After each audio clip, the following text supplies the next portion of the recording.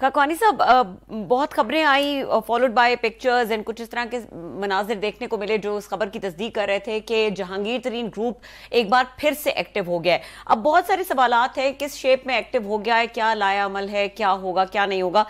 जो अंदर की खबरें, क्योंकि आप मौजूद थे वहां पे, तो बताइए क्या है इनसाइड स्टोरीज। ये अंदर की खबर तो नहीं देंगे खाकवानी साहब। बात यह है कि जी माह रमजान के महीने में दोस्त अहबाब इकट्ठे होने का एक बहाना मिलता है। वो उस इफ्तार की सूरत में लोग इकट्ठे होते हैं और नेचुरली जब सियासी लोग इकट्ठे होंगे तो वो सियासी बातें करेंगे, मुल्क के हालात के बारे में बात करेंगे, अपने व्यूज देंगे।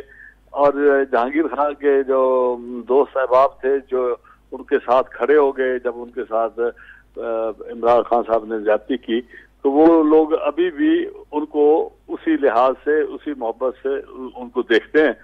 चाहे वक्त गुजर गया है, चीजें हो गई, और उनको आज मदऊ किया था इफ्तार पार्टी पे, तो 20 बंदे तशरीफ ले आए। उसमें कोई MNA हजरात भी थे जो आजकल सिटिंग हैं, बाकी MPs थे जो बेचारे अपनी सीटें हार गए, उनकी भी काफी वजूहात थी बाई इलेक्शंस में।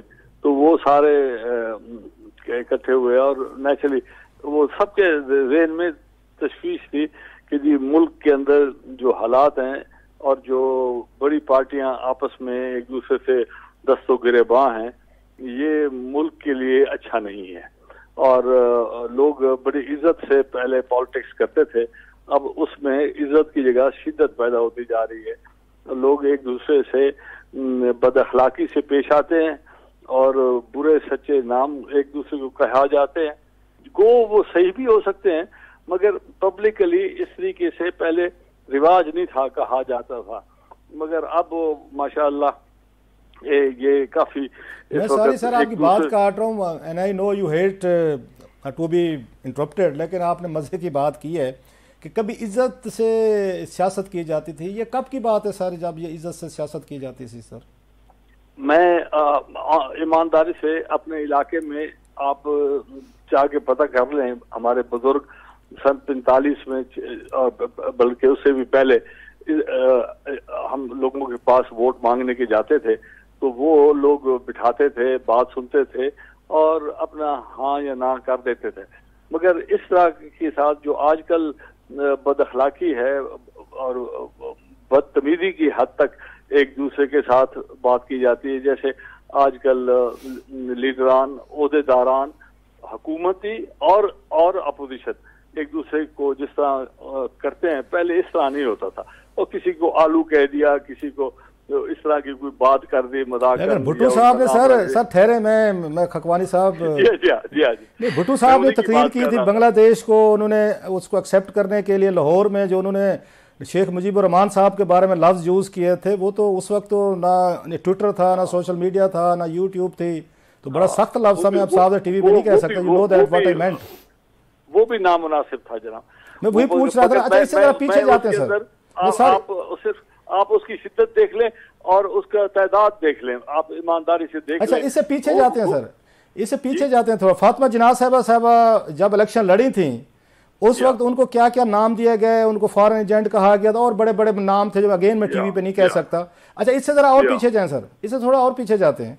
जब पाकिस्तान मूवमेंट चल रही थी सर, कैद आजम साहब को हमारे मुसलमान भाई थे जो उनके अपोनेंट थे, उनके पॉलिटिक्स से व्हाटएवर आइडिया से एग्री नहीं करते, उन्होंने बड़े बड़े नाम रखे कैद आजम साहब के। या अगर मुस्लिम लीग के फॉलोअर जो थे वो कांग्रेस के लीडरान के हवाले से जो ज़बान इस्तेमाल होती थी, या कांग्रेस वाले मुसलमान लीडरों के बारे में वो करते थे। सो फिर हमने 90s में देखा कि बेनज़ीर भुट्टो साहब और नवाज शरीफ साहब की गुफ्तगू मुशर्रफ दौर में हम देखते रहे। तो कब की बात है सर ये आपने जो कहा कि इज्जत से पॉलिटिक्स होती थी? पॉलिटिक्स तो माशाल्लाह हमेशा जातियात पे रही है सर। हाँ अब आपकी बात की शिद्दत आ गई थोड़ी सी। आई एम सॉरी मैंने लंबी बात की आपको कट करके सर। नहीं मैं अर्ज कर रहा हूँ, आपकी बात मैं नफी नहीं कर रहा, मैं सिर्फ कहता हूँ हो सकता है क्योंकि अब जरा मीडिया और ये सोशल मीडिया और टीवी के आने से इसको जरा बढ़ा चढ़ा के जिक्र किया जाता है। माशाल्लाह 60-70 चैनल हैं, 4-5 घंटे वो पॉलिटिक्स पे बात करते हैं। नेचुरली वो उसको कवर ट्विटर है, चीजें हैं, सोशल मीडिया तो है ना जनाब।